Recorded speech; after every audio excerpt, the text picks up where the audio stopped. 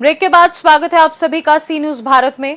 बरेली मुस्लिम सेवा संघ के राष्ट्रीय महासचिव नदीम कुरैशी ने उत्तराखंड के नैनीताल में बच्ची के साथ हुए गलत काम की कड़ी निंदा पर दोषी पर कड़ी कार्यवाही की मांग की है।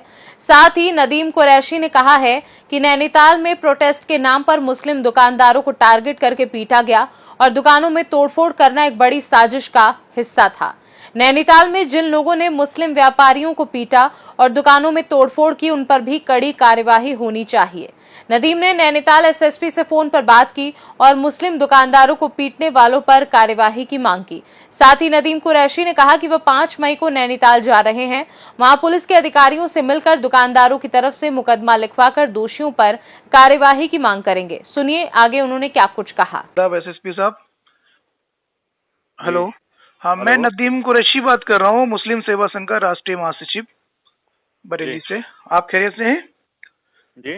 आप खैरियत से हैं? जी। एसएसपी साहब, ये जो नैनीताल वाली घटना हुई है, जिसमें हमें बेहद अफसोस है, बच्ची के साथ गंदी हरकत की गई है। हम लोग भी ये चाहते हैं कि दोषी को कड़ी से कड़ी सजा मिले। बस अफसोस इस बात का है कि जो मुस्लिम दुकानदारों के साथ मारपीट की गई है, उनके साथ में जो गलत व्यवहार किया गया है, उन पर भी कार्रवाई होनी चाहिए। कि जिन लोगों ने उन मुस्लिम दुकानदारों के साथ मारपीट की है, हम लोग ये चाहते हैं कि उन पर भी कार्रवाई हो, जिन लोगों ने ऐसा इस घटना को अंजाम दिया है। उन पे भी मुकदमा लिखा जा रहा है। जी जी एसएसपी साहब, बहुत बहुत शुक्रिया। और मैं एसएसपी साहब मंडे को आ रहा था, आपसे मुलाकात करना चाह रहा था। मंडे को आप मिलेंगे ऑफिस में, मुलाकात होगी 5 मई। 5 मई पता करना पड़ेगा बॉस, आपको कॉल। जी, मैं आपको कॉल कर लूंगा 5 मई को।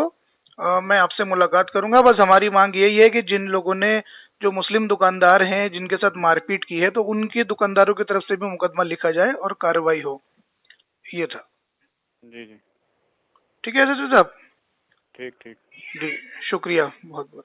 देश में फिरका परस्त ताकतें सक्रिय हैं और नफरत फैलाने में बाखूबी अपने काम को निभा रही हैं। मैं अगर नैनीताल की बात करूं तो नैनीताल में जो घटना हुई है, जिस बच्ची के साथ दरिंदगी की गई है, मेरी संवेदना उसके पूरे परिवार के साथ और उस बच्ची के साथ है। और मैं यही मांग करूंगा कि ऐसे दोषी को कड़ी से कड़ी सजा मिले। लेकिन नैनीताल में जो हुआ, नैनीताल से जो वीडियो जारी हुए हैं, उन वीडियो को देखकर यह लगता है कि प्रोटेस्ट के नाम पर नैनीताल में नफरत फैलाई गई। नैनीताल के अंदर मुसलमानों की दुकानों पर, मुस्लिम सैलानियों पर जिस तरह से हमले किए गए, जानलेवा हमले किए गए, उनके साथ मारपीट की गई, ये सरासर गलत है। और मैं नैनीताल उच्च न्यायालय का भी शुक्रिया अदा करूंगा कि माननीय न्यायालय ने जो आदेश दिया है वो ऐतिहासिक आदेश है। माननीय न्यायालय ने जो कहा है कि नफरत फैलाने वालों पर कार्रवाई हो, चाहे वो कोई भी हो। मैं माननीय न्यायालय का भी शुक्रिया अदा करता हूं और नैनीताल प्रशासन से ये मांग करता हूं कि जिन लोगों ने प्रोटेस्ट के नाम पे नफरत फैलाने का काम नैनीताल के अंदर किया है और मुस्लिम समाज के लोगों को टारगेट करके उनके साथ मारपीट की गई है, ऐसे लोगों पर कड़ी से कड़ी कार्रवाई हो।